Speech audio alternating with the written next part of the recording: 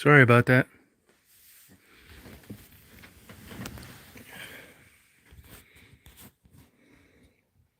Hey, Levi.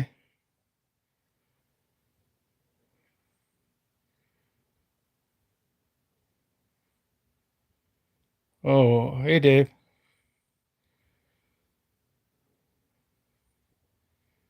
Yeah, hope you finish that, Michelle. Yeah, rabbit holes, no fun. I've been down there myself a few times.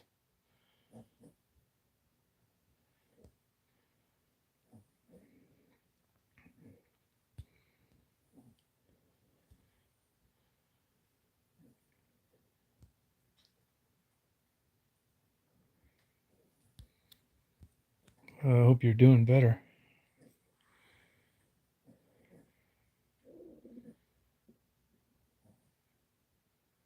Oh, gotcha. Yeah, well, don't feel bad. I've been there myself. I mean, I wouldn't say in good conscience that it's a good idea to give people that you meet through YouTube the benefit of the doubt. Yeah, there's some real wackos out there.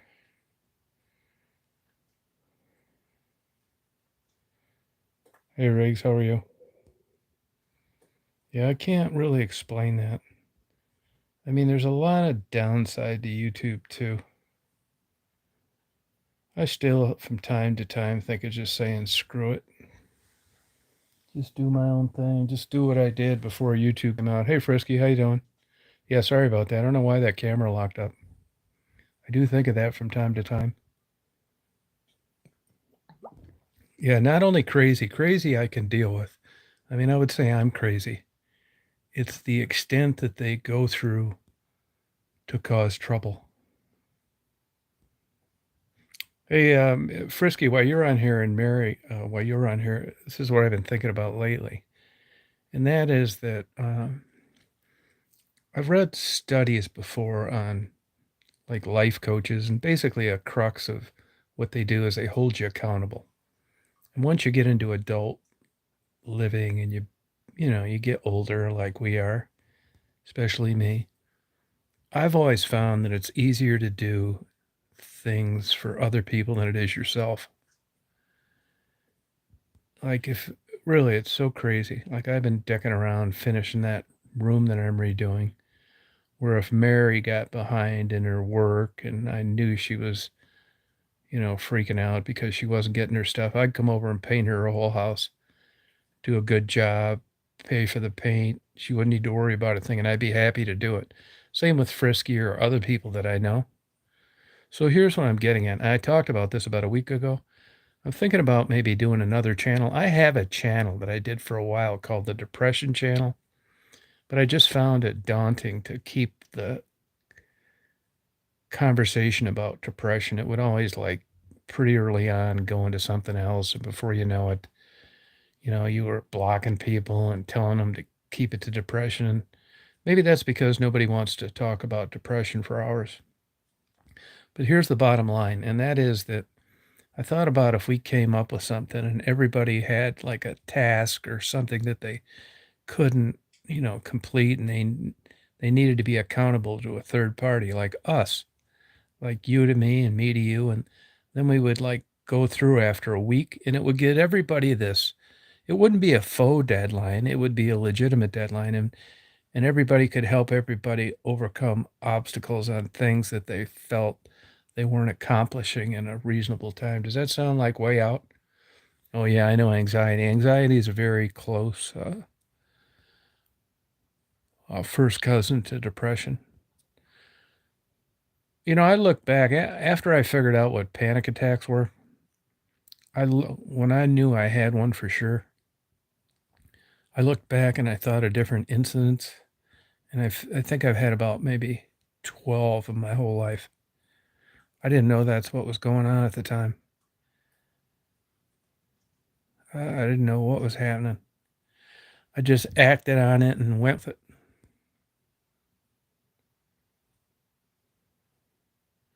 Yeah, what do you think of that, Mary? Do you think that's something to think about, or stupid, or? Hey, Virginia. Yeah, I think I would need like, I just thought about it. I don't know how you'd structure it, but let's say for an example, this is just an example, okay? It doesn't mean anything. And Virginia Woolf can't get an addition finished on his house. He started it. He's a third of the way done. And because for whatever reason, he can't get over the hump. He can't get back to doing it. He blames the cost of lumber. Paints went up. He's working more at his job. He has family responsibilities. What I'm saying is, it doesn't need to be complicated. And let's take for an example, Jeff, you come on here and you say, I need help with getting this done. And everybody is all super supportive. It's not critical at all. And we say, okay, Jeff, that's great. How about let's pick a date, which I never do. And you will give us a status update on what you've done between now and then. And if it was me and I was given that, and even though it's just YouTube people and we're chatting, I would think, oh my God, here are 10 days. If it was just me solo, alone, and not accountable, I mean, this is human behavior, right? I would just maybe not do anything. But if I know that I've got to, like, hey, Jackie, I've got to, like, talk to Jackie and I'm not worried about them saying, hey, you dumb, lazy son of a bitch, why don't you just take some antidepressants? I know that in 10 days that I better have something done in a nice way. That when I come on there, I don't want it to be a bad experience. I want to be able to come on there and say, you guys say, well, what did you get done? And I rattle off a bunch of stuff that there's no way in hell I would have got done without being accountable to some third parties. Yeah, I'm the same way, Jackie. I'm the same thing.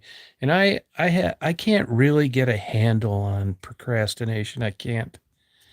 I mean, it's self-defeating behavior. I mean, there's certain things in human behavior. You're supposed to evolve away from things that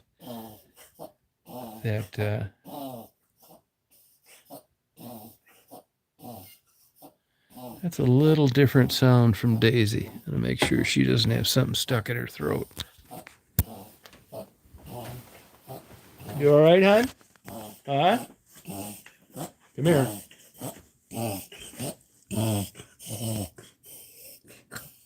You okay? You okay?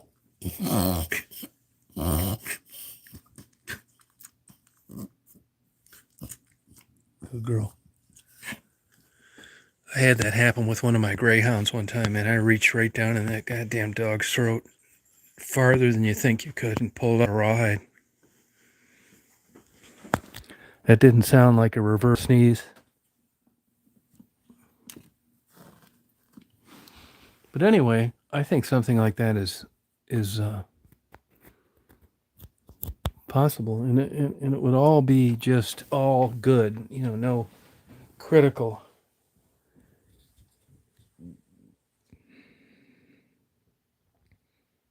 No, yeah, I know what you mean, Jeff. Yeah, right. You know what? You get an idea. Hey, Michelle.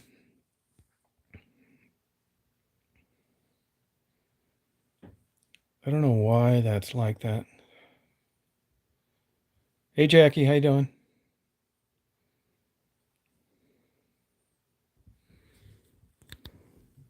I mean, some people, I think, honestly, I'm beginning to think the more books that I read and the more life experiences I have, that everything is genetic. Really, I know that sounds nuts, gene expression, but I'm beginning to think that hard work and discipline and honesty and morality and all that bullshit is all the way you're wired. What's very easy and comes naturally to a lot of people is an absolute nightmare and a constant albatross around certain people's neck till the day they die.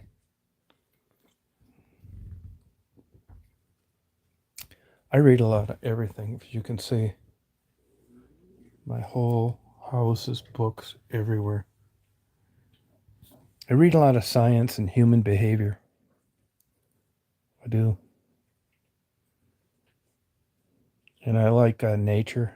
For some reason, I'm really fascinated with bird migration. I do read philosophy. I sure do. Yep. Yep. Poetry, I wish I think my brain is just like, that's what I think, Mary. I don't think I get poetry like a person should. I like it, and I've bought books on interpreting it, and but most of the time I think I'm just not good at it. Most of the time hey Emily, I come away with saying to myself, what in the fuck are they talking about?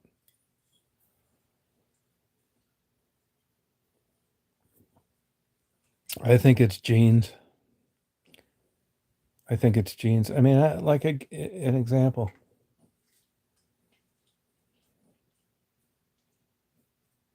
Yeah, thank you, Dave. Yeah, amen to that one.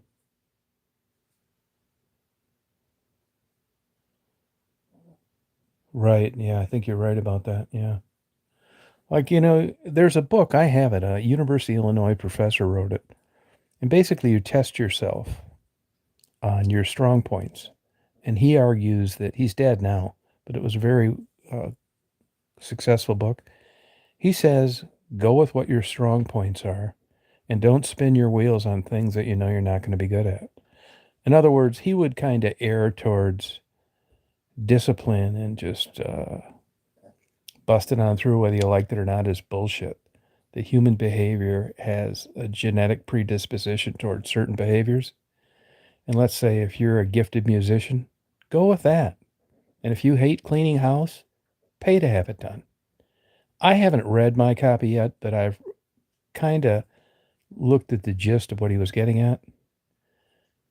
And I'm really looking forward to finishing this off. If I felt uh, like I did today, for some reason, uh, every day, I would get so much more done. I've been in a rut for a long time.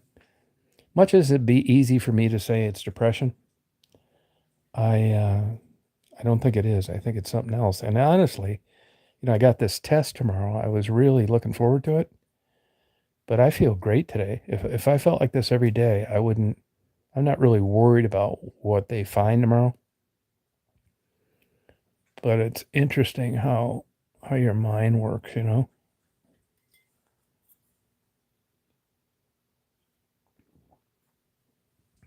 Yeah, anxiety is a bitch. I never got about when I was younger, I got in a lot of altercations. And as I got older, I came from like blue collar. Not my dad, he was kind of a pacifist, but my mother and people I knew, and if there was somebody aggressive, you were a big pussy if you didn't do something about it. And as a kid, you're listening to this all the time. If this guy did this and this guy did that, don't put up with that. And, I look back on that and I thought I was just a guy that, uh, believed that and it was the right thing to do. But I look back now and I think that that had to do with anxiety and what would happen if there was a potential conflict and it presented itself, that my anxiety would get so high so quick that I didn't have anybody have any problem. I never got in trouble for getting in fights. I would make them like, I would let them try to grab me or, something like that. But I look back now and I thought it was just being a guy that had enough balls to be aggressive. And now that I'm older and look back, I think it was anxiety. You get in a conflict and you can see that something's going to happen. And I was just absolutely paranoid about somebody getting the jump on me. And I look back and I think they were all kind of mini breakdowns. Like the anxiety got so high, and it's like, I'm not doing this any longer.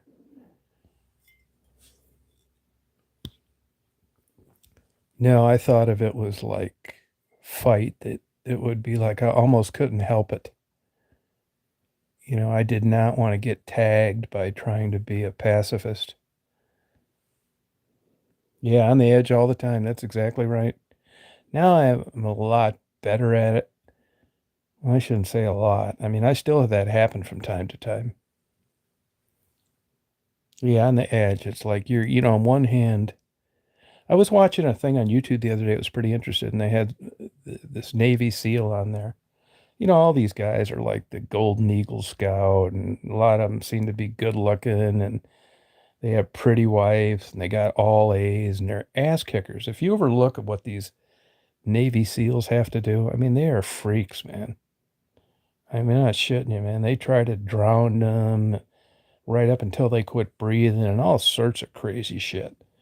And they're gentlemen, and they're like the altar boy type guy. And I was listening to this one guy, just happened to, I don't have a particular interest in that, but I was scanning through some videos, and he was saying, well, what do you do when somebody is aggressive towards you? He said, hey, I don't want to get in a fist fight. I don't want to get in a gun altercation. I don't want to wrestle. I'm going to use the best weapon that I have, and that's running. If you try to hit me, I'm going to run. If you try to wrestle me, I'm going to run. And I'm thinking to myself, God, this just doesn't really add up.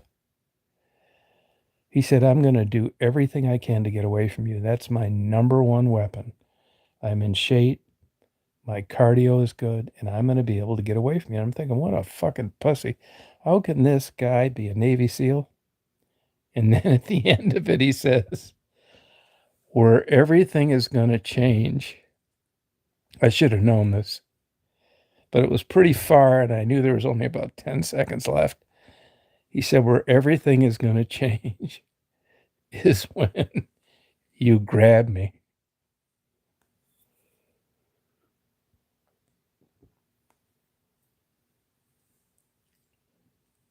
Exactly right.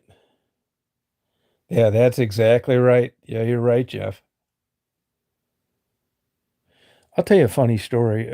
I know a guy that I went to that party at that place where they used to work on my airplanes. A lot of pilots, cool guys, knew him forever. Don't hang around. Don't even keep in touch with most of them. But there was a guy that I knew that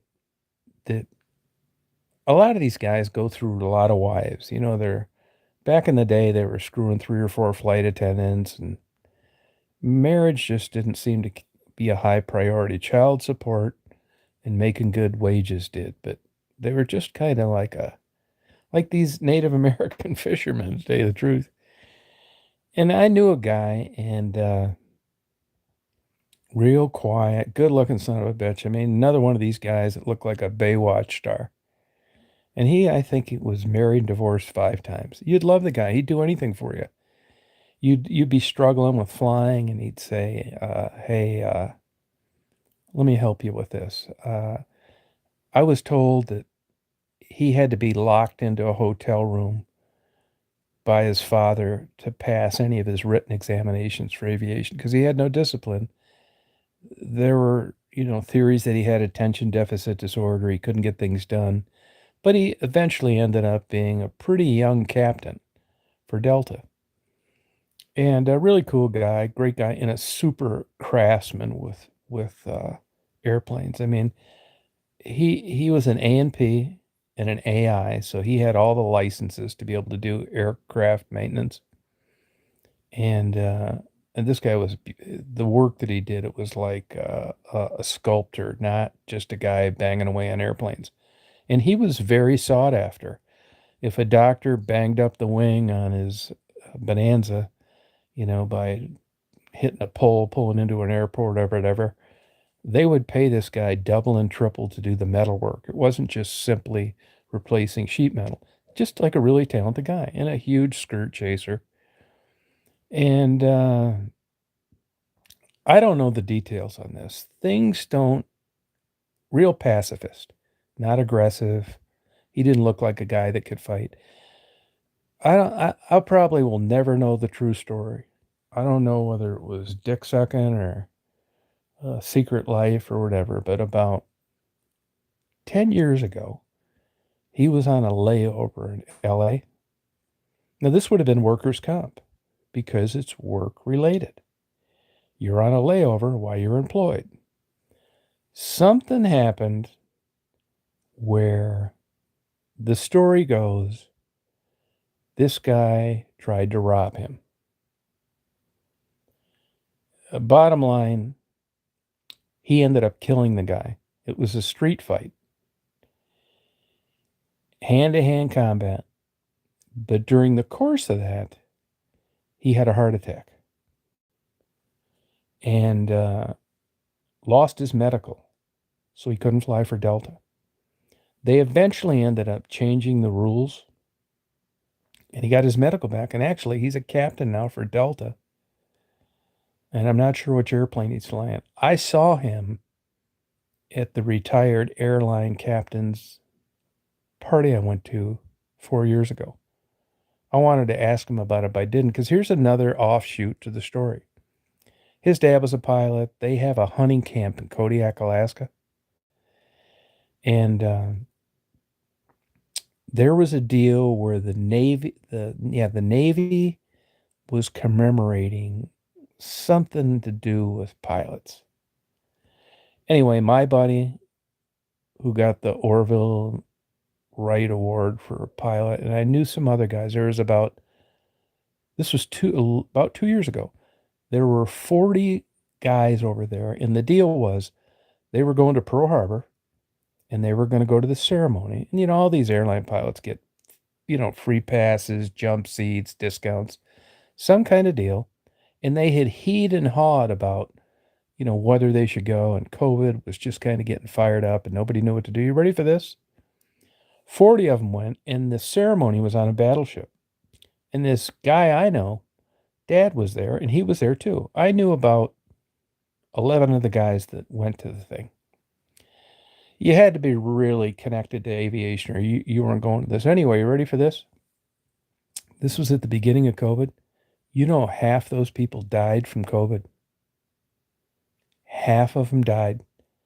They went to this, including the guy that killed this guy's father. Half these guys got COVID on that Hawaii trip. And a lot of them were older guys. You have to retire. You can go to 65 now, and they've been retired a year or two. But half of them died. Hey, Stephanie. Yeah, got COVID and died.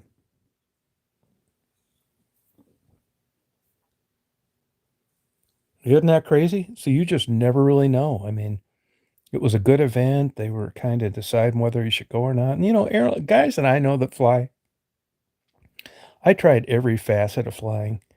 Like, I thought I'd like aerobatics, and I did that for about to be honest with you. It scared the shit out of me. Every goddamn second I thought the wings were going to come off or I was going to crash. But before I got into that and before I did it, you'd say, oh, that's like, yeah, that'd be cool, man, doing loops and maybe fly air shows some days. Not for me. No way. And every time I did it, I got sick. I never got over it after about 8 hours like I thought I would. No way. And I always thought I was going to die every time I did it. It's funny. And then I know other guys, like for a while, I had more nighttime flying than daytime flying. And you talk to even guys that are airline pilots, and they wouldn't think of going and doing single engine nighttime airplane flying like I did. So it's funny how the mind works. A BD5, no kidding. That's super interesting. Yeah, it's a trick. There's a guy I know that started PDQ before they went to electronic, Jerry Mercer.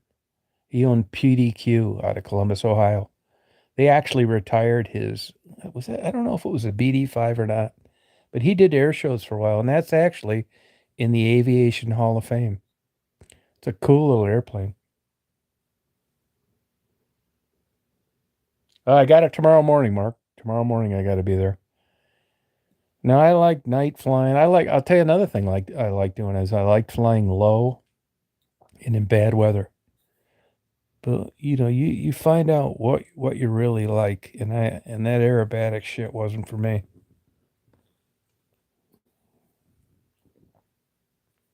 Oh, no kidding. The four-seater Stinson. Interesting. That's cool. Yeah, no way, man. Those guys to me, when you pull those G's, I did it in Satabria's decathlon. I had a buddy of mine that had a 209 Whiskey Alpha is the name. There's only a few of them. It's a German single engine. Only the nose gear retracts. I did a shit ton of airbags with him. And I had buddies of mine that did it, but I thought I'd like doing it because, I like that idea of preparing and going away for a weekend, but not for me. Now, if you listen to Bob Hoover, I went to it when I first moved to Florida. I was building a house in Buena Vista, back when you could make money and everybody was working for $11 an hour.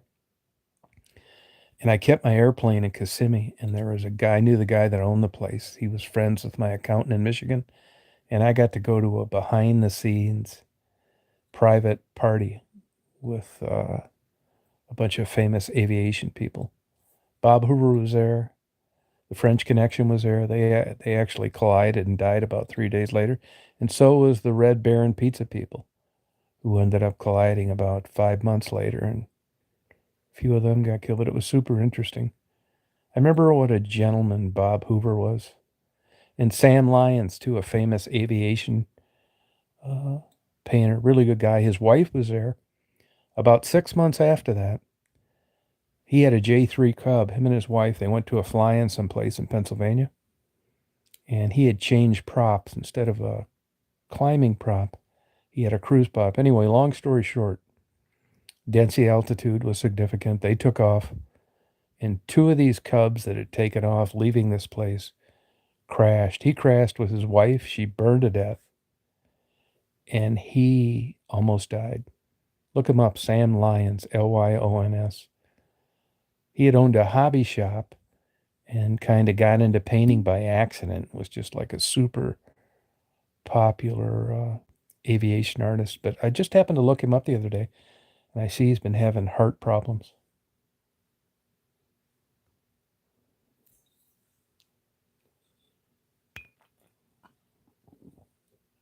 Are you guys familiar with the Harrier? Do you remember the jet, the jump jet, the one that went vertical? They used it a lot in the Falkland Islands War. Does anybody recall that?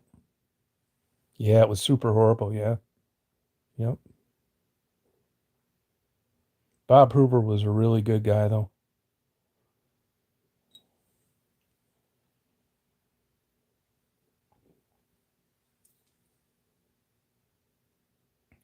Yeah, I'll tell you a funny thing about the Jun Jet. So the pre-party was the night before.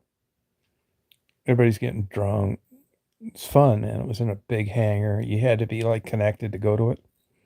But anyway, the next day of the air show, they had a Harrier. And back then, this would have been 92, November of 92. Uh, a Harrier to like a young pilot was like, wow. You couldn't even believe this thing got off the ground, let alone hovered. As it turned out, the pilot was from Kissimmee, Florida, and he was doing the demonstration of the Harrier. So finally, all they do all these things, and you're watching this stuff, and here comes a Harrier, and they introduce him as Lieutenant so and so from Kissimmee, and everybody claps. This thing takes off, flies by, doesn't go supersonic. Black smoke coming out of the back. You're just thinking as a young guy, it's like, wow, man, this is so cool. Finally, like a Harrier, he slows down, stops in the air, and you see this Harrier start to descend. You know what happened? He forgot to put the landing gear down. The Harrier comes down, lower, lower, and I'm thinking to myself, this guy better put this landing gear down. He crunches the antennas, busts out the nav lights because he forgot to put the gear down, goes balls to the wall on the throttle, jacks the thing up 10 feet in the air, puts the gear down, and then lands.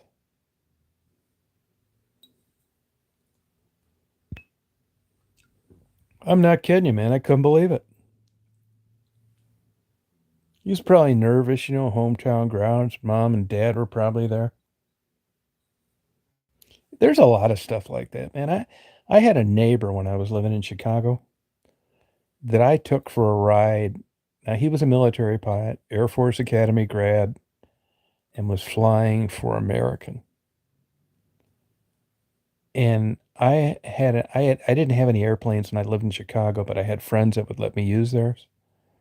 And I borrowed a 182 from a guy and brought it back to Chicago and took this guy flying. And he didn't have hardly any light civilian aircraft experience.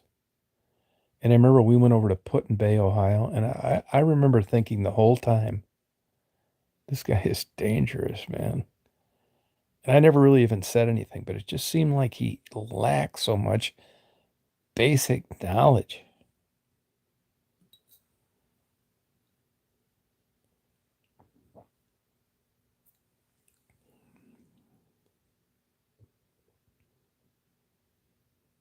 Yeah, that was a big mistake. Yeah, God knows what you got to go through. If you do that as a hired commercial pilot, when I was living in Florida, they had a DC-10 that that was chartered or leased by Carnival Cruise Lines. And there's an airport, if you look on a map, it's just south of Palm Beach International, Lantana. Kind of a small airport, a lot of towns have them. And they thought they were landing at Palm Beach, and they were lined up for Lantana, which is like a 3,500-foot runway. And I know those guys got suspensions because they had intended to land. The controller caught it. The controller said, "Hey, you're cleared for Palm Beach International, but you're about 11 miles to the south." If you look on YouTube, you'll see a really good video of a FedEx plane, a DC-10. They forgot to put the landing gear down. Oh, really? No kidding, third. Wow.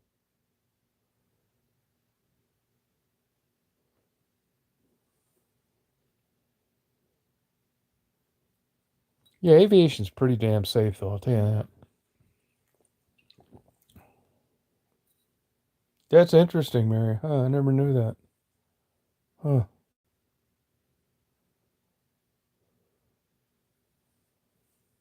Huh. Mary, what medical records are you guys using? Are you doing everything professional dragon? Wow. We're glad he survived it.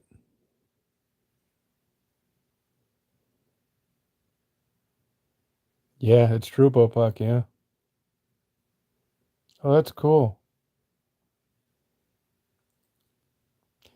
I was watching last night. There's an excellent uh, channel that does the most interesting stuff. They did one on DB Cooper. They got like 18 million subscribers. And they did another one on that Flight 370, that 777 that came up missing over the South China Sea. If you're into that kind of stuff and interests you, I highly recommend it. If you can't find it, I will post it for you. But I watched both of them.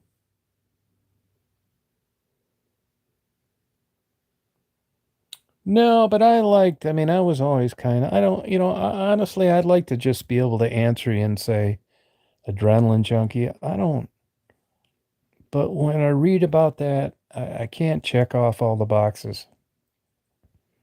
I don't think I'm an adrenaline junkie.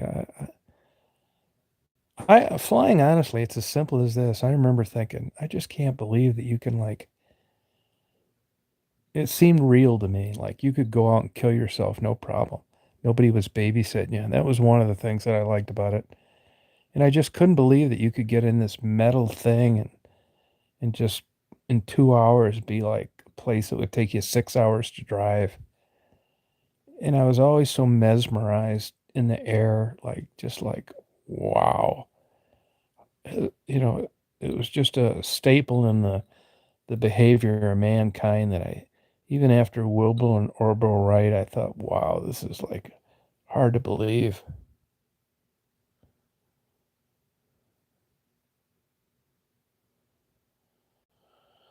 Actually, I got quite a few hours in a Hughes 500C with a guy that did traffic reports. No, you can auto rotate, but that's a one-shot deal. People do it. A lot of them are twin engine. Helicopters are cool. They're just so cost prohibitive to own one. Yeah, that's pretty much what it was. I remember when I first started flying, I was like, it had to have been like drugs. I can remember thinking the first thing I thought was how organized everything looked. And the second thing was is I can't believe like I'm up here around these clouds. This is so unbelievable. And even like a slow back then cheap inexpensive plane still did 100 miles an hour and it was as the crow flies. And I'm thinking, wow, this is just unbelievable.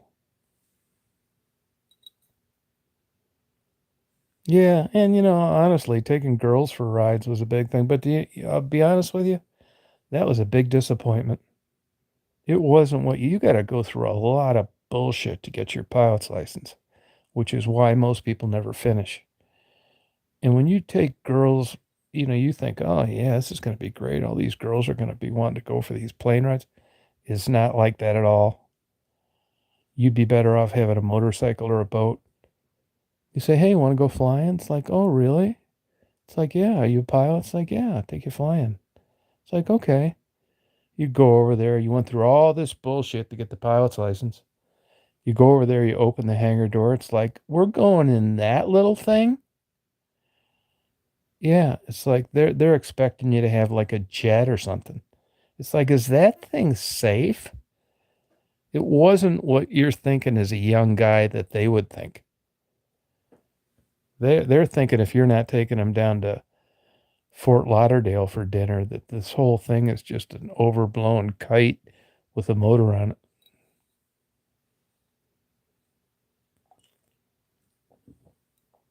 Yeah, seaplanes are cool. Yeah. Yeah, usually, yeah, you could do that. I did skydiving for about 11 years. I got sick of that too. Oh, interesting, Jeff. No kidding. Is that available to buy? Yeah, kind of. Same thing with boating.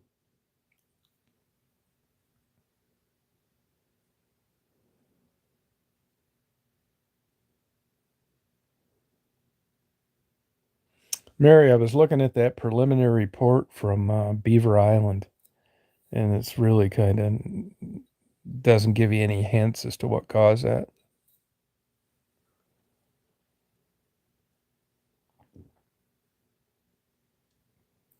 Oh, cool.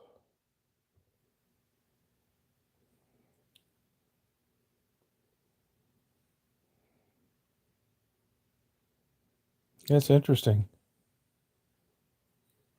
I can tell you this. This is what I know for sure. Uh, Flying is not. I came from a background where, like,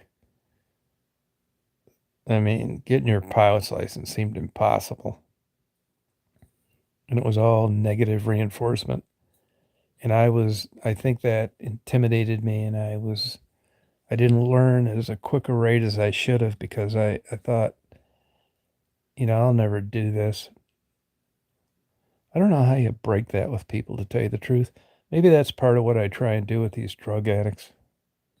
And to be honest with you, looking back, I was always thinking, man, I'll never get a pilot's license. I never really got along with a lot of the instructors. They weren't good instructors. They were just building time. And once I finally got my pilot's license, I remember thinking, this shit is so easy. I just wish I could articulate to people uh, that this isn't bad at all. I swear to God, it's easy. The Piper Cub's a cool airplane. There were I've mentioned this before. When I was in Ann Arbor, there were some black guys. I'm at the age where the black thing was kind of turning around, but I thought that these young black guys that had an interest in flying were getting fucked. And I remember going to bat with them. See, if you're not an instructor, you can't charge, but you can still show them what's up. And there were 3 of them when I was in Ann Arbor. And all the guys were calling them a bunch of dumb ends and that kind of shit. And I thought, well, I didn't really believe that. And I took those guys and said, hey, look, man, you're getting hosed. This is just kind of a good old boy network. Do not believe this. I will take you flying and I'll show you what to do. And after we do it, no matter how long it takes, you're going to feel comfortable about this and you're not going to get freaked out. And they did great. All of them did. I often wonder what happened to those guys. Oh, thank you, Jeff.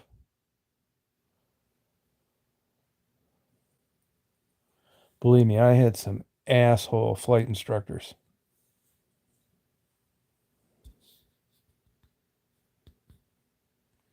Yeah, I think I did that about 7 years ago. And really, what happened was, I was down there doing photography anyway, and I would run into those people, and I would I would buy the Free Press and the News, 2 different papers, get a large coffee at the gas station. Then I'd go down and wait for freighters to come by. And what really sold me on it, first of all, I was interested anyway, and secondly, they were always so kind to stray cats, and I saw them buying hot dog buns and feeding them to birds, and go out and sucking a fucking dick 10 minutes later for $10. And I don't even have a problem with that, to be honest with you. Desperate times call for desperate measures, and I'm telling you, heroin is a monster. I've never seen anything like that in my life. Even 4th stage pancreatic cancer, because at least with that, you have a D-Day. You know when it's going to be tits up. You have a legitimate medical diagnosis that you can't do anything about. But when you get turned on to heroin, that's the worst thing I've ever crossed paths with in my life. But that's what got me interested in it. And the interviews that end up going viral, which I hate even mentioning, I'd hide the number of views on those if I could. It didn't really interest me at all.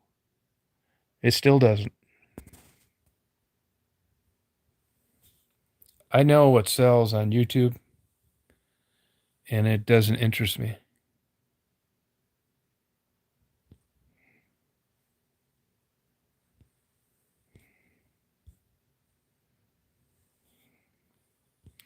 I mean, my naive, I am naive in some ways because I didn't know anything about it. But in a way, it's good because, you know, uh, I know a lot more about it now than I did when I got into it, and I probably realize there's not much I can do about it. Yeah, they hurt prostitutes. Oh, fuck yeah. Like I say all the time, Becky, Tassie, they need to hire them at Homeland Security. You're not going to bullshit these people at all. It's not a perfect science, but they had about 10 seconds to decide, does this guy just want a blowjob or is he going to chop me up in little pieces? Really, it's empirical observation. They've been around enough people that seek out vulnerable people that I think gives them an edge on noticeable human behavior. Yeah, it's terrible. Really, Vernie, you don't like it, huh? It's very safe. Now, to me, the issue is COVID, not. If you look at mileage and what the world has done with aviation safety is astounding. Yeah, big time, Bopak.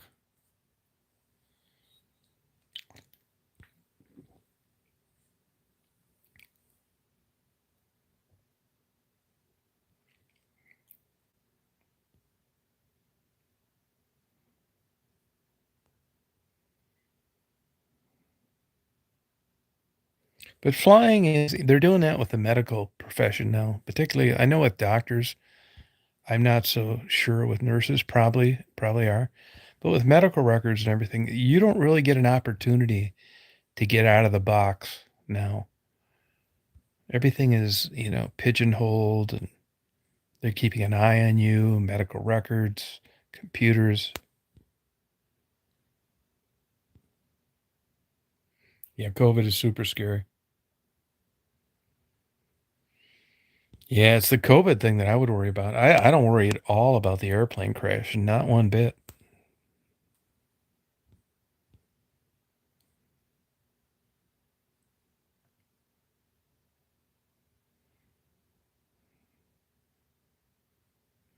I can remember when flying was fun. When I first moved to Florida in '92, I missed Michigan and I had a non-compete and I couldn't work, but I had enough money where I really didn't need to. But I would buy tickets through uh, the want ads in the newspaper. I'd get tickets in other people's names.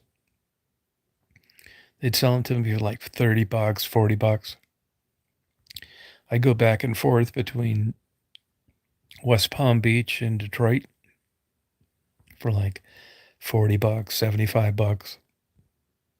Nobody asked for ID. Here I'd be handing them a ticket, a voucher that wasn't even in my name. Look how much things have changed.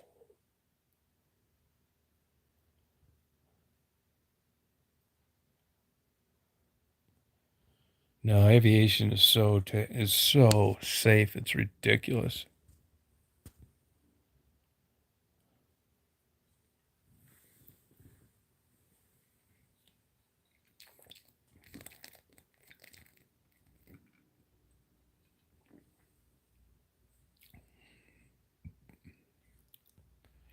When I went up to Alaska, I was up there a lot for about a 2-year period, and I would charter airplanes to like take me places and drop me off. And I was scared up the ass the whole time. These guys just seemed like total cowboys.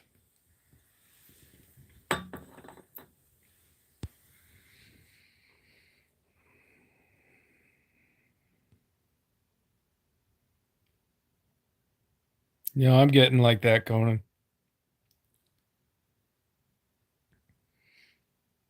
Yeah, people on airplanes to see all this crazy stuff. Yeah, you're right. There's a train going by. See, this is very late for a train. Usually, when they come by this late going southbound, it's a long train when they were up in Grayling, they picked up a bunch of stuff, empty cars and stuff.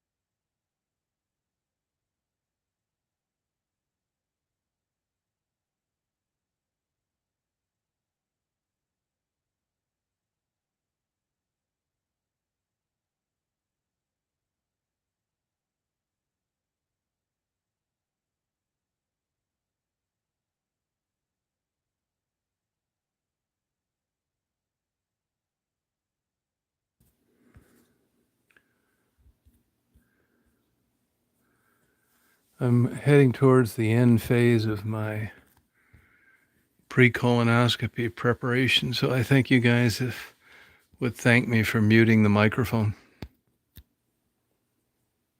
Yeah, I hope you feel better, Cindy. You're lucky you're still alive.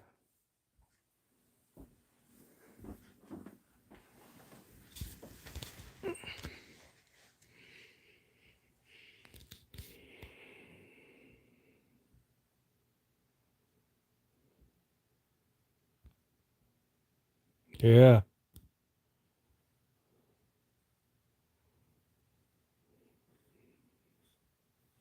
Yeah.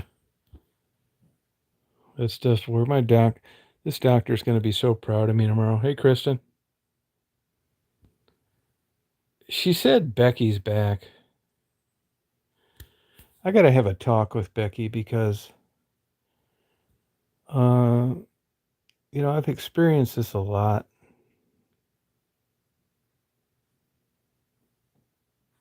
No, I don't know what happened to him. I don't know what happened to him, Vern. I know they didn't finish their flying there.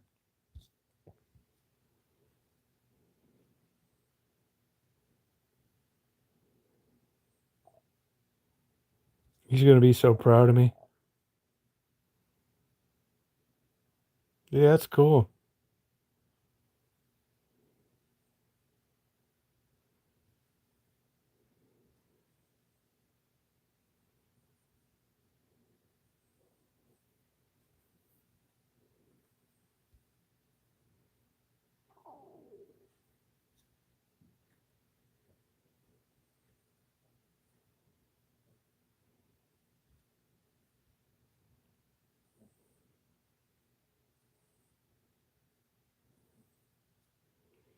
I can tell you, see, now, like I tell you guys all the time, I can afford to be truthful now. I mean, everybody has skeletons in their closet. I can tell you a really good one if you want to hear it.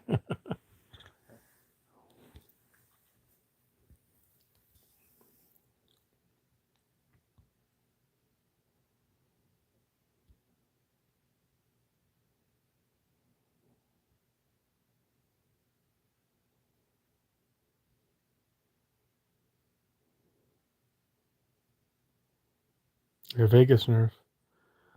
So it was always on again, off again with my wife. I mean, I liked her. We were great friends. She liked me a lot more than I liked her. I knew I was never going to do better. So what ended up happening, it was always on again, off again. I would be, you know, breaking up with her, and then I'd hope I find better, and I didn't. And then I'd miss her, and I'd get a hold of her, and we'd get back, and she was always receptive because, she was into me more than I was into her. So what ends up happening is I was teaching some classes, believe it or not, and I end up having a relationship with this girl, and of course we're broke up, and she got so pissed at me, she decided to move to Atlanta, Georgia. I thought I didn't give a fuck, I was starting a new relationship. I was hoping it was like gonna work, and she moves to Atlanta. So about a year goes by. I get tired of this other girl, and I'm just like not finding anything good. And I'm thinking about her. I did like her a lot, but not like something that was like, wow, I am so lucky. So I get a hold of her, and we're talking, on the phone. It's like I'm thinking, well, I'm gonna try and, like, you know, work something out, you know what I mean? So long story short, there's lots of guys wanting to take her out, and I said, well, how about we make an agreement, and we'll just try and see how we do getting along on the phone, and that you don't go out and I don't go out. And she said that, yeah, I'll do that. So this goes around for about 6 months, and I call one night, can't get a hold of her, 6, 8, 10, midnight, 2 in the morning. Now, I didn't know it at the time, but she's dating some guy, and she doesn't have enough balls to tell him that this fucking kook that's broken up with her a million times has uh, gotten back into her life. So I finally get a hold of her real late. It's like, hey, I've been trying to call you all night. It's like, yeah, I can't talk right now. Well, you know what that means. So the next morning, I drive straight to Detroit Metropolitan Airport, and I want to get a one-way ticket to Atlanta. So I finally get one. It's like 10 in the morning, $800 or some crazy shit. I get on the plane, I fly down to Atlanta, I rent a car. And when I am getting in Detroit, I'm pissed off, no sleep, can't wait to get down there. This shows you how long ago it was. It was Eastern Airlines. And as I'm walking into the plane, I'm all pissed off, about ready to kick somebody's ass. I'm sure she's getting screwed down there, which to a young, jealous, aggressive male ego is the end of the world. And as we're walking up the air to get into the plane, there's flight attendants there, and there's a lady with a kid, and the kid says, the flight attendant says to the other flight attendants at the front door, she said, "Where are we going after Atlanta?" And I'm kind of pissed off, and I said, "Cuba." And she looks at me and she said, "What'd you say?" I said, "We're going to Cuba." And she looks at me like, "Fuck you." So we'll get on the plane. It's supposed to take off like at, let's say, I don't know, 11 o'clock. It's like 11:25, and the fucking thing's still sitting there, and there's no crisis, no weather, nothing that I know about. Finally, you see these airport police come on, and the flight attendant points me out to the cops. And these airport police came over to me. Now, mind you, I'm a private detective now. It's my name is on the ticket. And they come up to me and it's like, "Are you Mr. Reed?" It's like, "Yeah." "Yeah, right. Uh, it's like we're having a problem with the comment that you had made." It's like, "Yeah, what's that?" It's like, "You said something about hijack." And I knew right then. It's like, oh my God.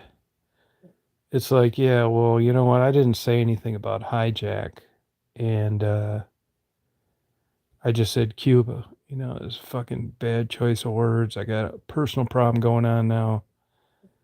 And it's like, well, the captain is deciding whether or not to remove you from the airplane. It's like, okay. They can do that too, by the way. I knew that too. It's like, well, all I can tell you is that I got a personal crisis going on now. I think my girlfriend's getting fucked down in Atlanta. I hate to be so blunt, and I'm in a bad mood. I said Cuba. I shouldn't have. I didn't say hijack. I didn't say I got a gun. I'm a licensed private detective. This is embarrassing. Could we just move on? So, and a guy like 2 seats behind me is clapping. About 10 minutes goes by. Nothing happens. They shut the door from the airplane. And the fucking thing takes off. And I'm thinking to myself, holy fucking shit, man, did I fuck up? And I'm worried like hell about what's going to happen when we land in Atlanta. The whole goddamn way. So this is going, I figure I'm going to get nailed for some goddamn shit. I shouldn't have said it. And we get down there, the plane lands, I get off the plane. Nobody ever comes up to me. Nothing, not a word. I'm thinking, wow, cool, So I end up getting a rental car. Oh, thank you, Verna. I end up getting a rental car. This shows you how crazy shit is. And I have dodged some bullets. So as it turns out, my wife is, she wasn't my wife then, is like half-ass serious with this fucking guy. So I get in this rental car. I drive around. I knew she was working part-time. She was a full-time therapist. And she was selling solar panels. That was the Jimmy Carter days, where there were a lot of tax incentives. And she was making almost as much as she was making as a full-time therapist, selling these fucking solar panels. So I knew where the place was. I was using all this PI shit. So I go to this place where where she's working. And as it turns out, now women, I shouldn't say this, but unless you got pictures of them screwing, they always deny it. But she's walking out with this guy, who I'm sure she's banging, who was her boss. And I'll never forget, I remember parking and walking around the building, and I jumped down this thing, which I thought was about like 4 feet. It was dark. By the time I found it and got over there, it was dark. And it was like 8 feet. And I thought, my God, man, I'm lucky I didn't break my goddamn legs. So they worked like evenings on the weekends. So I end up coming out of there, and I look through the windows of this office building, and I see her in there talking to this guy. So I thought I'll just wait it out. So I waited out, super fucking pissed, tired. I got this bullshit that happened on the airplane in the back of my mind. So before you know it, you see the lights go off in the building. And she comes out with this guy. And I come around the corner. And I said, hey. She said, oh. She said, Tom, what are you doing here? I said, you know what I'm doing here. And I said to the guy, you say one fucking word, and I'm going to beat your fucking ass. And he kind of looked at me. I said, I'm serious, man. You better get the fuck out of here. And I tell her, get in the car. She gets in the rental car. This is fucking crazy. I swear to God, man. We go back to her place, screw for about 2 days straight. And I said, what are we going to do? She said, I'll tell you what we're going to do. If you don't marry me, you will never see me again. I swear to God. And I said, okay, I'll marry you. I'll do it. I swear to God, man. I said, I'll do it. So we plan a marriage. Now, here's the other strange thing about this. I work for a lot of insurance companies. It's not all the fun shit that you think it is. That's where the money's at. And I took a part-time job. See, you had to be 25 to get your PI license in Michigan. And I worked for this place for about 4 months. And I thought, my God, man, I see what these guys are making. They don't even know what they're doing. I thought, I'm going to do this PI shit. This is great, right? So I end up, get my PI license. And was really, by this time I ended up, planning the marriage, but we really never set it up. So we picked a date because I had an ultimatum. Well, I got, a long story short, in Michigan, a lot of the work that I did was workers' comp. I'm telling you, there's no money in this other fucking bullshit. Following married people, nothing, fucking chump change. So I knew where the money was at, and that's exactly what I did. So I was doing work for self-insureds, third-party administrators, and insurance companies. They had no problem paying $1,000 a day, whether you found out anything or not. That was my kind of client. I didn't want to fuck around for $250 a day working for some woman that thought if I didn't catch your husband fucking his secretary on top of a picnic table that, I was incompetent. So, I'm really making good money. And in Michigan, they had what's called an open award system. And what that was, let's say you're working in a factory. You go to this horror lawyer. He goes in front of a magistrate, Michigan Department of Labor, and he gives you an open award. What an open award was the absolute kiss of death. It was basically never-ending expenses and compensation. The worst thing you could get as an employer was an open award because it meant this fucking bullshitter. Now, of course, some of them were legitimate, but plenty of them were not. So I had an insurance company hire me, and they said, you can look this up. Look it up tonight. This is your homework assignment. Ravary, Ravary, versus Reed, Reed. You can find it on Google. So I had an insurance company call me and say, hey, Tom, we're getting fucked left and right. And it's this plaintiff's attorney and this certain administrative law judge. We want you to do a background investigation on him. It's like, yeah.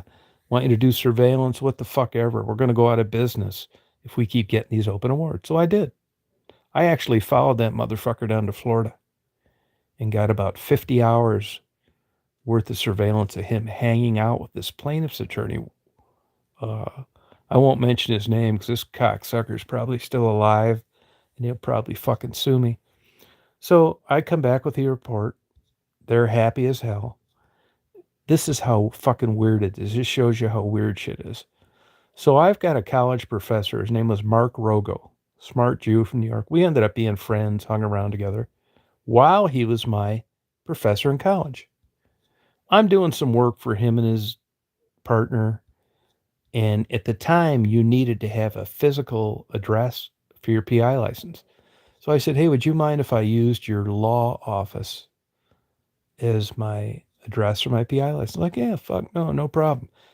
He had a gay partner. Not that that has anything to do with it, but it was a weird shit there too, which I'll explain another day. So I'm using this law firm in Ann Arbor, Horton and Rogo, as the physical address for my PI license. They were plaintiff's attorneys. They were suing for fucking injuries and plaintiffs, not defense. They weren't working for any insurance companies. So I do this investigation. I turn it into my insurance company. They're happier than hell. They thought I did a great job. And just for the fuck of it, it wasn't even part of my investigative duties. I thought, I'm going to apply for the Freedom of Information Act and find out if this cocksucker's ever been reprimanded, suspended. Why not, right? It was legal. It was above board. So I went ahead and used my real name. And I had the return address come to this college professor's law office. About a month goes by. My buddy, my college professor buddy, calls me one day. He said, what in the fuck are you doing out there? It's like, what are you talking about? He said, Judge Ravery just called us and wants to know what in the fuck we're doing prying into his goddamn personnel record files. It's like, and it's fucking because of you, motherfucker. We're letting you use our license. What are you doing? I said, well, I'll tell you what I'm doing. I did a Freedom of Information Act. You guys are lawyers. You know what's going on. And I applied for any disciplinary actions about him. What's the big fucking deal? He said, whatever the fuck it is, you need to straighten it out because we're in front of this motherfucker all the time and he's going to hand our ass to us. And by the way, we don't want you using our address anymore. So about a month later, I get sued by Judge Ravery. Now, here's the weird thing about it. There was a super popular, successful, huge law firm in Michigan. John Kish was the guy's name. Look, you get letters when you fuck up. You don't get letters when you're doing good things. It just so happened that one of the partners of the law firm said, hey, Tom, I think you do a good job. I think you're a great guy. We really think we recommend you whenever we can. So I had this letter. Not that it meant much. That's the fucking law firm that the judge contacted. So I ended up getting sued by this fucking judge with all this kind of bullshit you'd expect. That I was conspiring to ruin his reputation, that I was putting out false innuendos, that there were improprieties in his relationship with plaintiff's attorney. Fuck yeah, there were. I had this motherfucker on video. So he sued me like for $1 million. And what part of the complaint was that I invaded his privacy. He wasn't banging his wife anymore. You guys know how this shit goes, right? Well, I had already committed to marrying my wife. But because there were hearings involved, there's a fucking bitch judge in Detroit, Susan Borman, Borman. So they have a show cause hearing, and I end up going to the hearing, and she says to me that I want you to name your client. In other words, they want to know who hired me to do surveillance on this fucking judge. Well, I'm a goddamn private detective for a living, right? And, you can imagine what that would have done for my business. And I'm that kind of motherfucker anyway. I mean, we agree to something, that's the way it's going to be through thick or thin. I'm not bragging, but that's just my personality. And I like controversy, I guess. I don't like drama, but I like controversy. So I go in front of Susan Borman, and she says, if you don't divulge the name of your client, I'm going to hold you in contempt of court. So I go, fuck it. Hold me in contempt of court then. I don't care. She said, well, that's going to mean I'm going to jail you. It's like, well, fucking jail me then.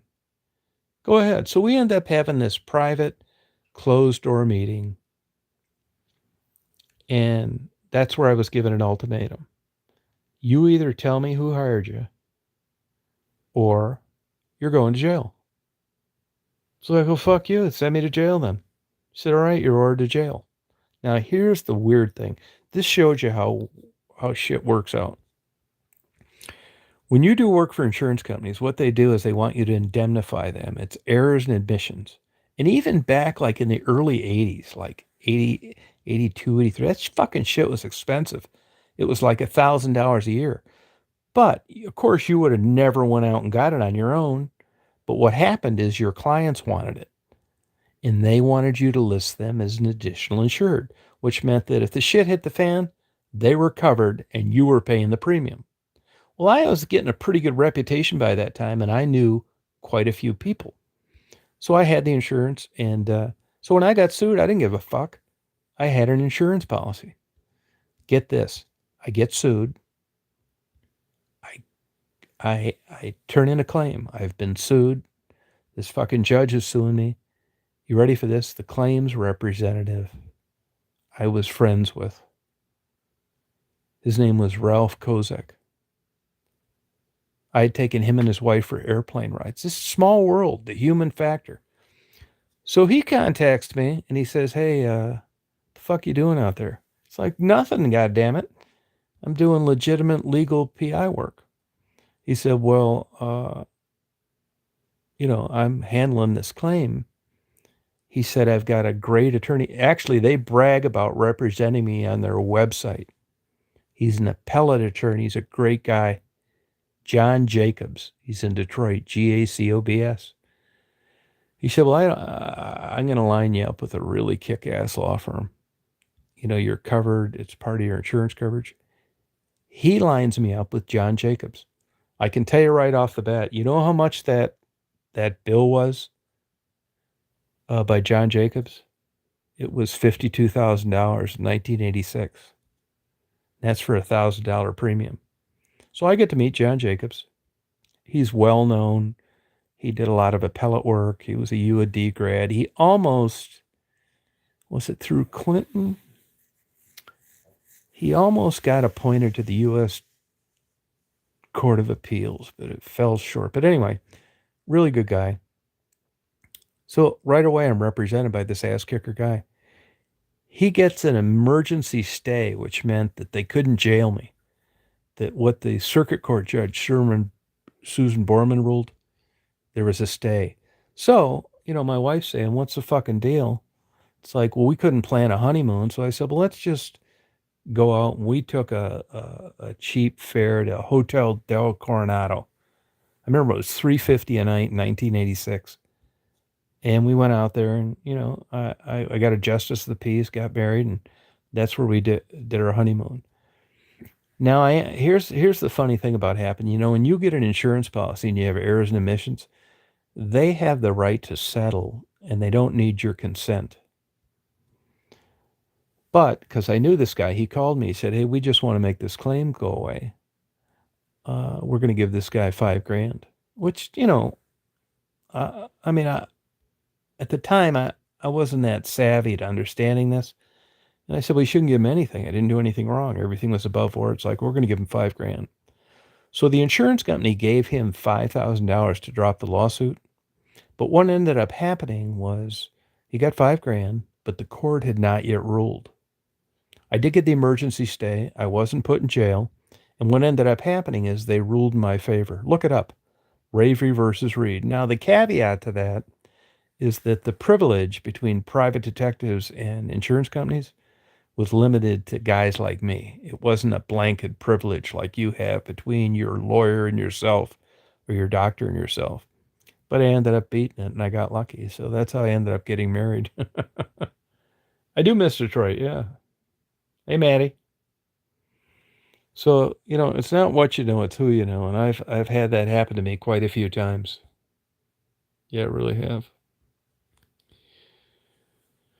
Yeah, that's not the only time I've been sued. I've been sued about 4 times as a private detective, and it's always some guy that I was able to get a bunch of shit on that fucked him out of a bunch of money in his mind, and, of course, I was the cause of that. I've won every single case I've had eventually.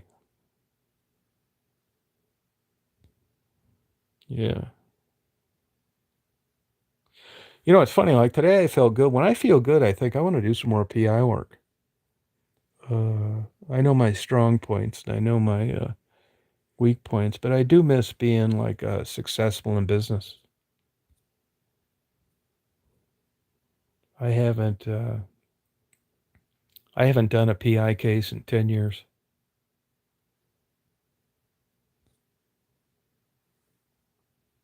That's how I got married, swear to God, man. I just talked to her tonight, too. It's probably the longest stretch that we've went without talking. We get along great, and, yeah, we get along great. I say that, but, I haven't seen her since 2007. I mean, it's a very low bar to get along great.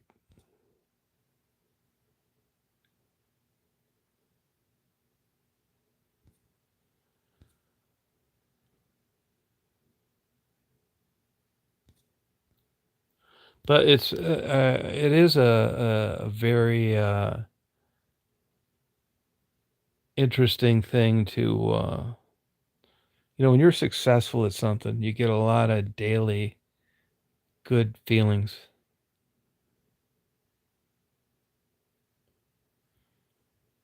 Yeah, and I'm really behind. I mean, when I first started out in PI work, there wasn't any of that database shit. And, as I now I had them for a while, and I just never used them. And I have a website. I couldn't even tell you how to get to my website.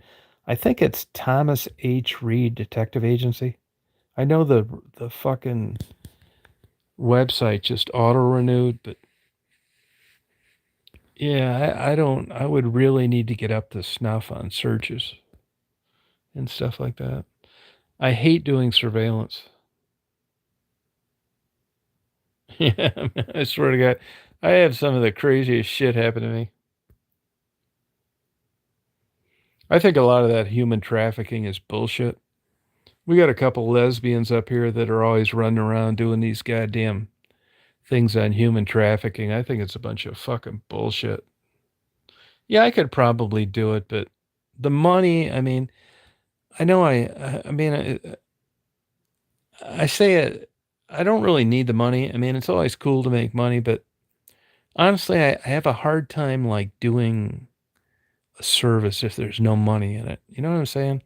I did a lot of gratis stuff, free shit for people, but not for companies I did. I build them up the fucking ass. Oh, thank you, Conan. I've been very lucky in a lot of ways.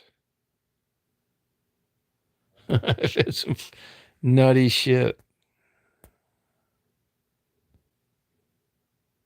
It just shows you like that, that scenario that I just gave you. It just gives you an idea on how things can like work out for you or against you.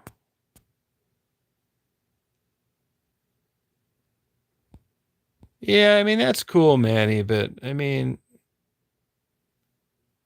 you know, I think that's cool, but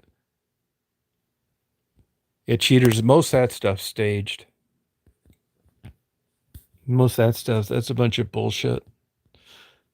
It's just like when I probably did. If you ever listen, if you've been around a while, you probably think, well, you said 20 last time, and now you're saying 40. That's probably true because I knew early on. I don't want to sound like I'm some greedy son of a bitch and everything's about money. But I knew where the money was in PI work, and I got lucky because I worked a part-time job for about 4 months, and I thought, "I'm not fucking around with how, finding these people." Once no fault was instituted in, divorce, it didn't matter that a guy was fucking his secretary. It didn't matter any longer. Prior to that, it did. But, I knew that the piece of the pie shrunk, And here's the deal. I mean, if you've known people that have had affairs or if you've had them yourself, a jealous, uh, jaded housewife, she wants pictures of this guy screwing his secretary, and that's just not reality. I always told people, look, I can tell you who he's spending time with, but if you think I'm going to be getting video inside the hotel room, you're dreaming. And then they get mad or they wouldn't want to pay enough. I mean, when you've got insurance companies paying $1,000 a day and you've got 20 people out there doing it for you, you can imagine why I wanted to do that instead of arguing over some lady that sent me $250 with the likelihood of me catching her husband doing what she thought I should have provided being almost zero.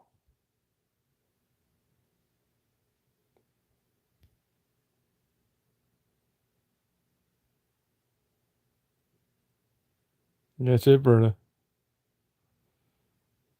You know, almost all things I got in, it was, I learned everything the hard way.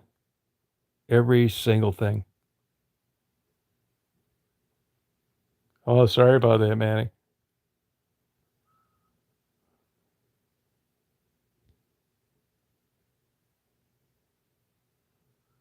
No, it's just a setting on this thing.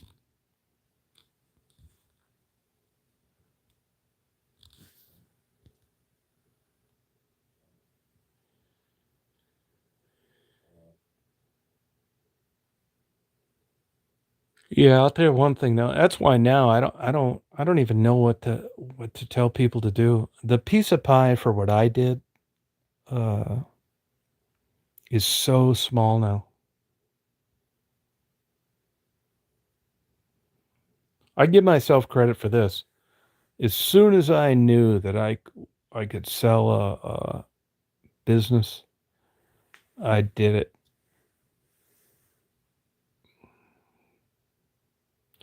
I sold that place in 92 and they're still in business actually.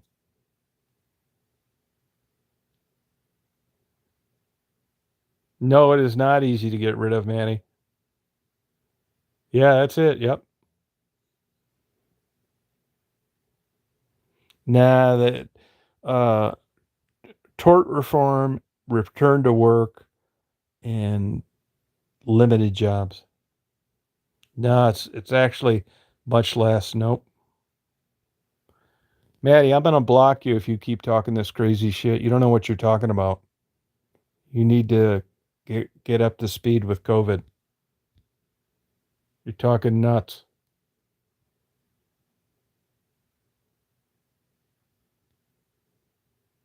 It's not a cold. Talking crazy. You have zero science to back that up. It's not a cold at all. Talking wacko.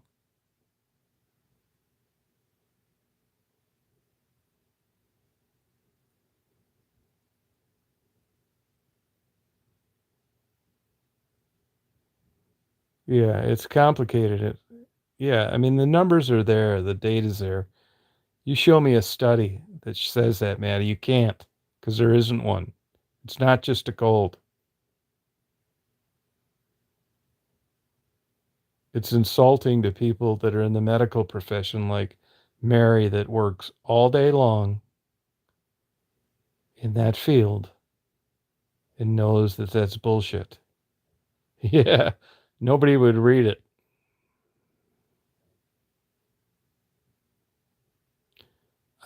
Nobody would buy it. I'd like to. Yeah, I feel, I lived in Michigan most of my life, and it's been that way.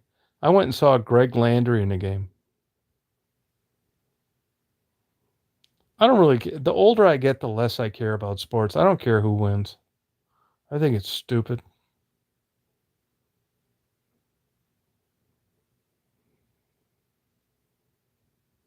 It's so interesting to me. Yeah, it is much different, is right. Take it to someone that has it. Yeah, Cindy is still recovering. That's exactly right. I mean, if you're, eating wheatgrass and smoking marijuana and got a fucking peace sign right on the top of the crack of your ass. You're not going to believe any of this. Yeah.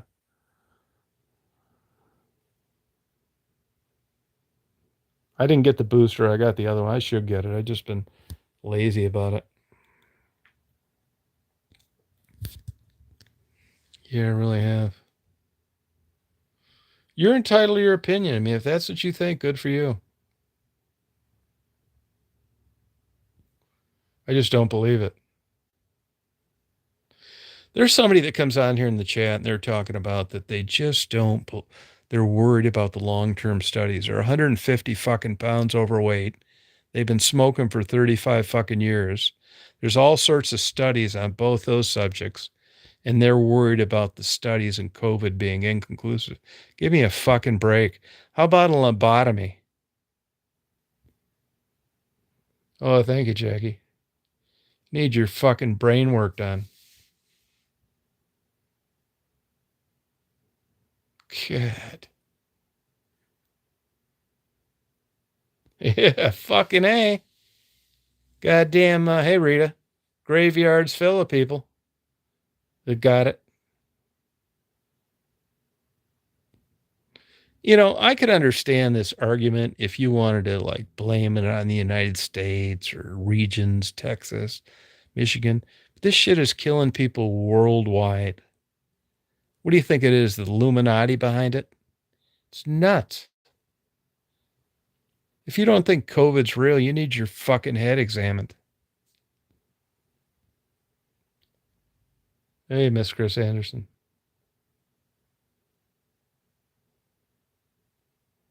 Believe in what?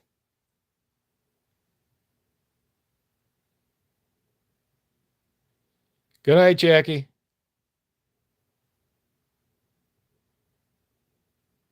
Yeah, no, I believe it. Sorry about that. They're dropping like flies around here. No, you can't. Yeah, thank you, Jackie. I knew I could count on your support. Yeah.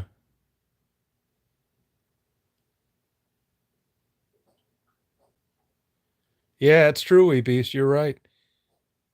Yeah, capitalism. It's true. Good night, Manny. Go see a psychiatrist tomorrow. You're talking crazy. Oh, sorry about that, Chris. See a psychiatrist, Manny. Get on some drugs, medications, psychotropic drugs. You're talking crazy.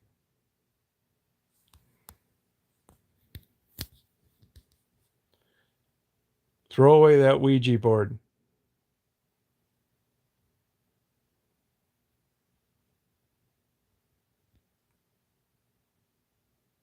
Yeah, do it. Yeah, I'm looking forward to it. You know this, Manny.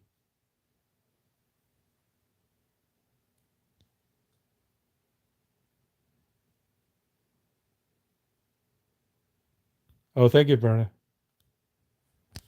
When you consult for your opinions.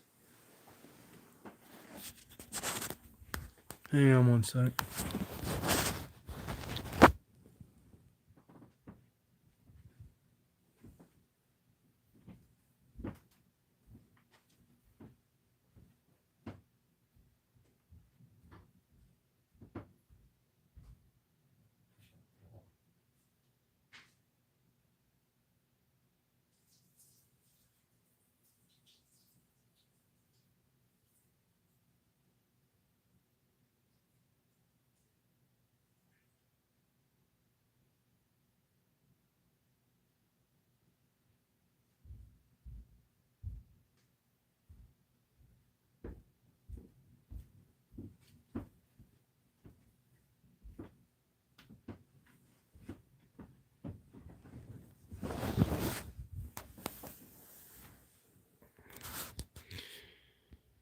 Yeah, Ouija board.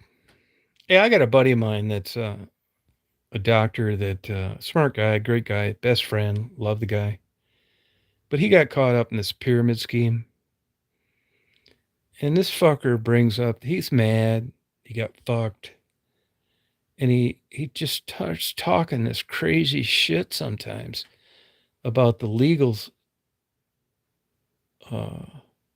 world. And probably once a month, he'll say, well, what's your opinion? And believe me, my opinion isn't worth shit. I know this. And I tell him, you're talking crazy again. No, you're exactly right, Drifter. Totally true. Yeah, I agree with you 100%. You're talking crazy. This is nuts. Good night, Conan. Get my wine cellar. Get going on that. Let me know how much extra it'll cost for a bondage chamber instead.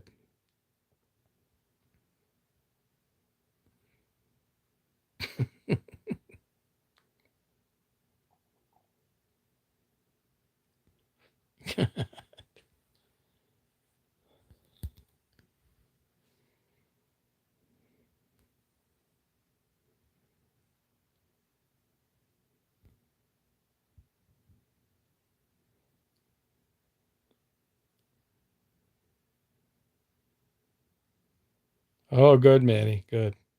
You're coming to your senses. Quit lying, too, by the way.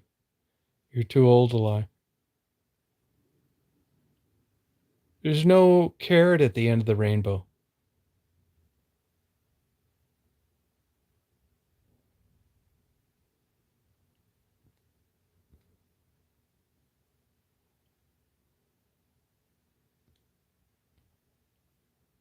Well, thank you. Yeah, I think I'll be fine. I followed the protocol. Yeah. Yeah, thank you, Conan. You'll find there's more money in it.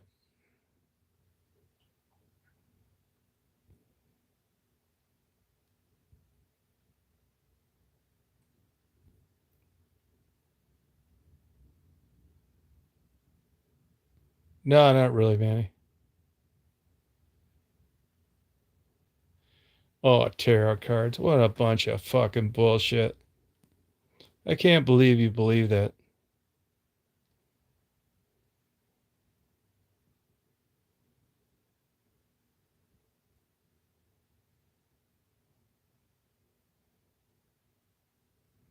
No, I'm glad you do too. Just good luck finding a job.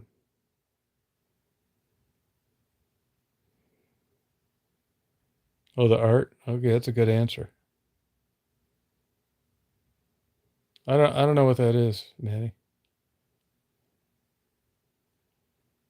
I don't know what that means. I don't believe in any of this bullshit. Tarot cards, fucking fortune tellers, nothing. No, I think it's all a bunch of bullshit.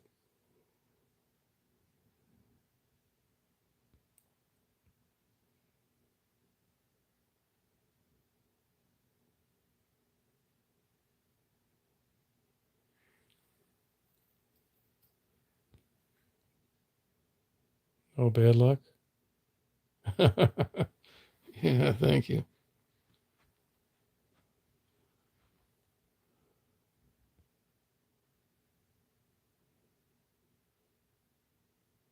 Yeah, I will block you, Manny. That's no problem. Happily. Yeah, entertainment. That's exactly it. Yep. You'll be in a rubber room, Manny. Just hang in there. You'll be in a straitjacket any day now. Yeah, it could be fun. Yeah, I agree too. I mean, what isn't bullshit? Yeah, I'd rather play Twister. Yeah, thank you, Mary. What's your self esteem?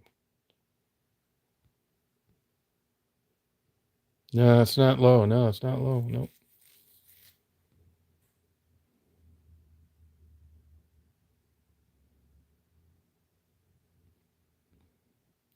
And I'm starting to wonder if I could.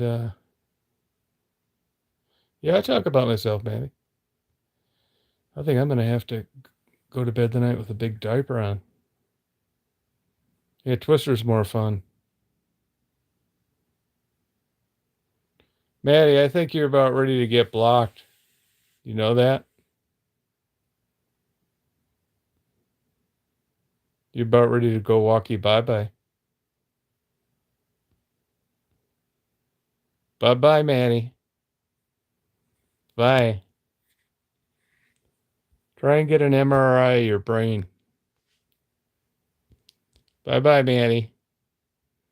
She doesn't have one, Rita. Bye-bye, Maddie. You nighty-night.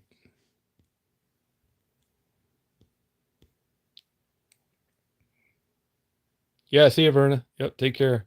Yeah, thanks, Bopak. You did try. It was a valiant attempt. Yep, Frederick nailed it. He's just silently in the periphery, keeping an eye on sanity.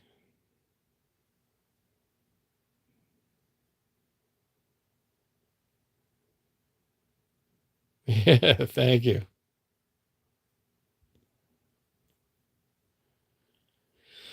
Not only am I hosting a live, I'm hosting it on a pre-colonoscopy day. I'm not supposed to drink anything after midnight. I didn't. I drank it all before midnight. 2 Dragon's Milks. Yeah. No, I see this guy. I'm a little worried about this doctor that I'm seeing tomorrow. He's been practicing 52 years. I hope he doesn't die tonight. Yeah, do take it. Yeah. Hope he's still alive when I get there. Oh, thank you, Hangover. Yeah, I had him right. I had him before midnight. Yeah. There's nothing left, Mary. Right. Now that was the guy that gave me the ablation. Yeah, he's going to be so proud of me. I'm a little worried about swallowing this camera. Bile. Bile. That's what happened to people that try and do it too early. Yeah. Yeah, it'll take the smile off my face when he asked me if I brought a GoPro. The girl called me too. I had to take a shower with antibacterial soap. Yeah. So I use the dishwashing soap. Oh, it will? Oh, good. Hope they can give me a jar of that to go. How do they do that? Numb your throat.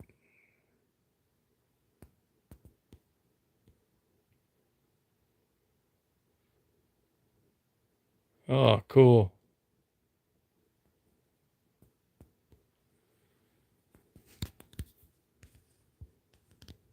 Yeah, that's good.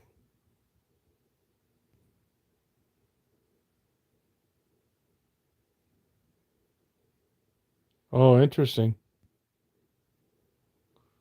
Can you buy that on the open market?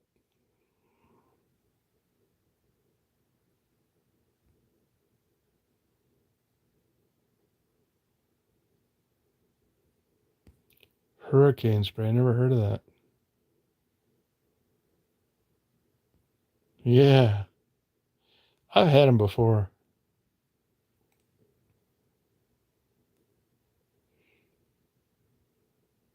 I think I got an upper GI problem, to tell you the truth.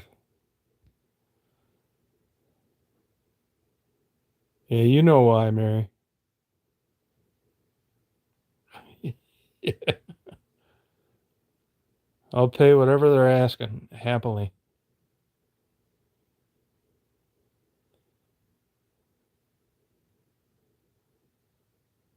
Boy, she really fucked up her reputation with that book. Yeah, thank you.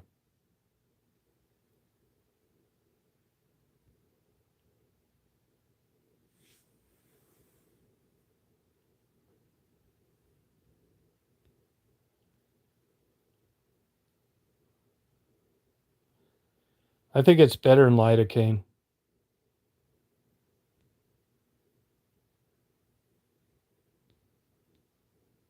I think it is.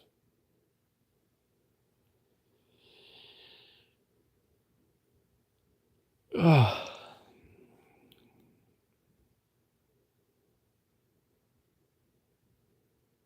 No, not strong enough. Yeah, you're right, Popak. Yeah, that's right, Popak.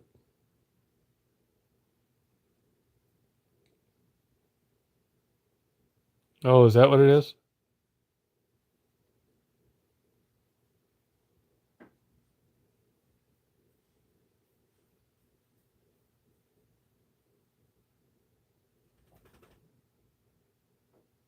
Oh, cool. Come on to bed, hon. My Betty Daisy. My bed, hon. My Betty, honey. Come on, hon.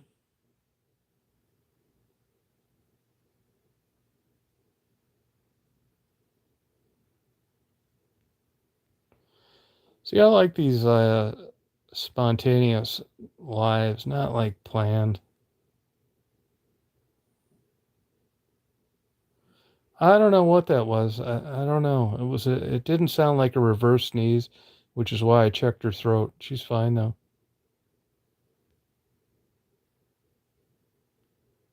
Huh.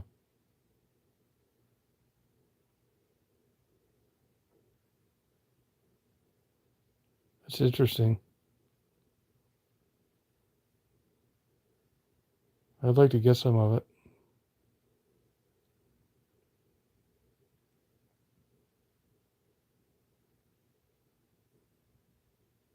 I was reading a little bit about this book tonight, this Sapolsky. This is really interesting. He talks about how if you grew up in a different region of the world, how you'd be an entirely different person. Bunky love.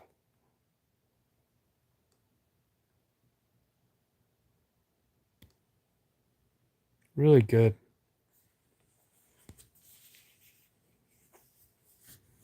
I suggest this to anybody. You can get it cheap on eBay.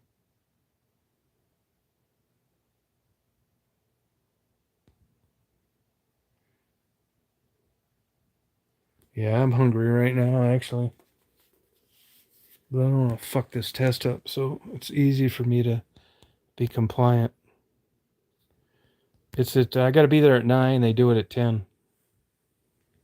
Mm-hmm.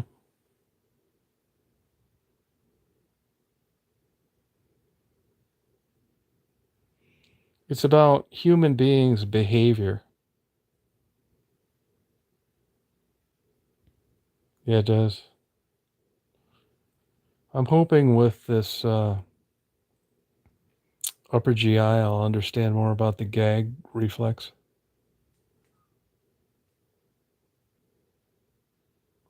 Yeah, I'm not supposed to drink anything after midnight.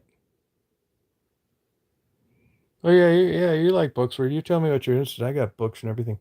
My whole basement's books too. Yeah, yeah. I think you'd probably like my CD collection a lot better. DVD.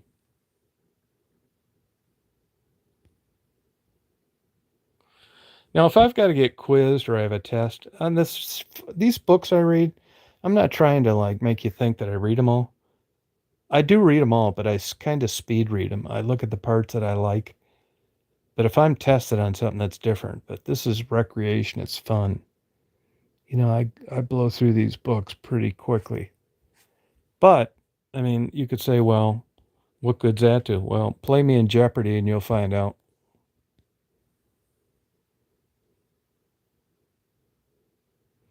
Yeah, I had a cataract taken off one time.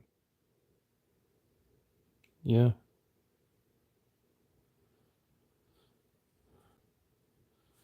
I really don't have one. I mean, I have so many books on bullshit. I like sociology, science, bird migration, wildlife, writing, poetry, prose, literature. I think it's mental illness, to be honest with you.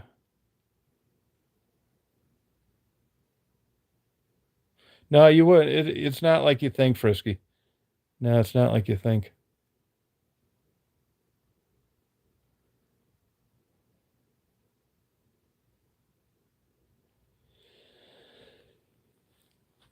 Yeah, I get as many as I can because it's going. I don't like reading like shit and fucking computer screens. I mean, I do it, but I still like a book.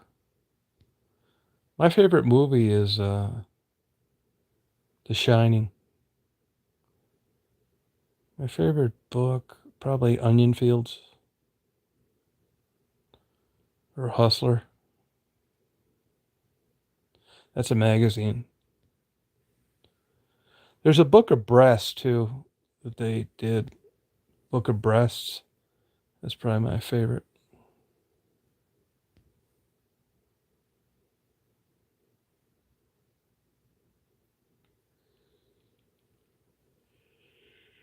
Oh,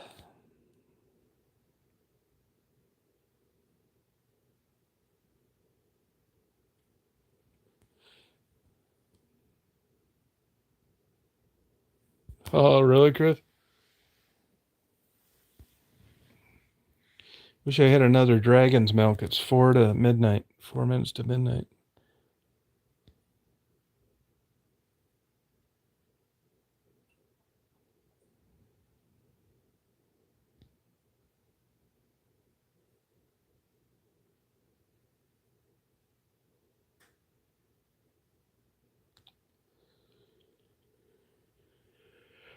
Well, I think I'm going to go to Betty. I don't know if they do or not, tell you the truth, Rita. That's a good question. Probably a digital version.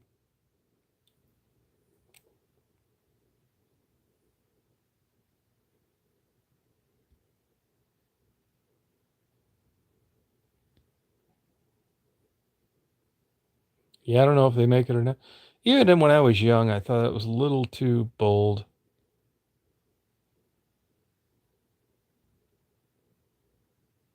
Yeah, thank you, Drifter.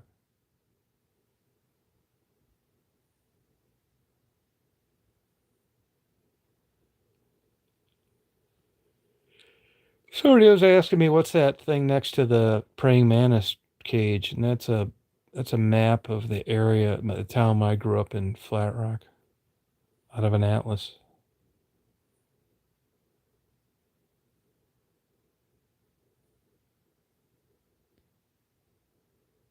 They do. Yeah, you're right, Mary. Yeah, you agree.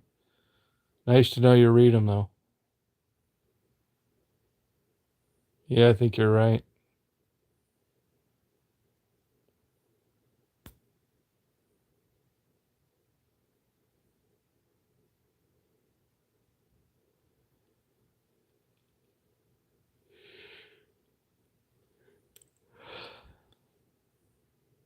Yeah, Playboy used to have some great writers. Yeah.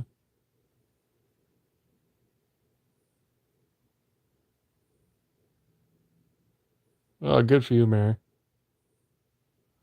Yeah, that's what my sister used to say. Yep. There's way better publications now.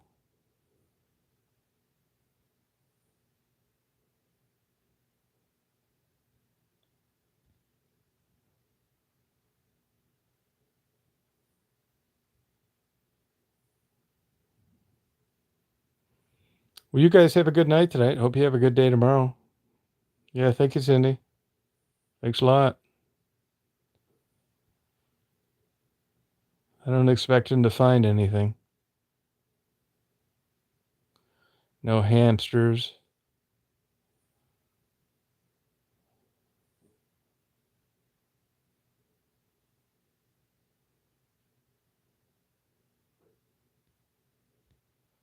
Yeah, have a good day, Mary. Yep. See you, Frisky. Yeah, see you, Cindy.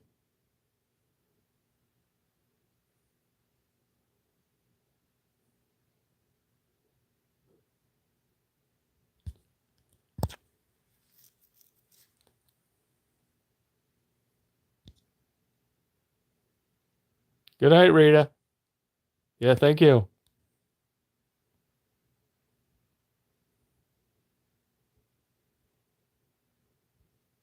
Yeah, thanks, Frederick. Yeah, thanks a lot. See you, Drifter.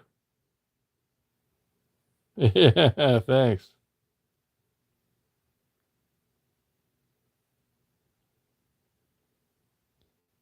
Oh, does he ever? Hope he doesn't die in his sleep. 52 years experience as a doctor.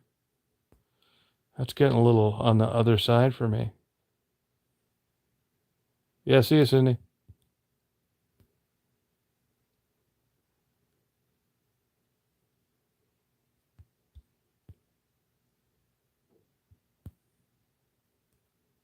Yeah, have a good night.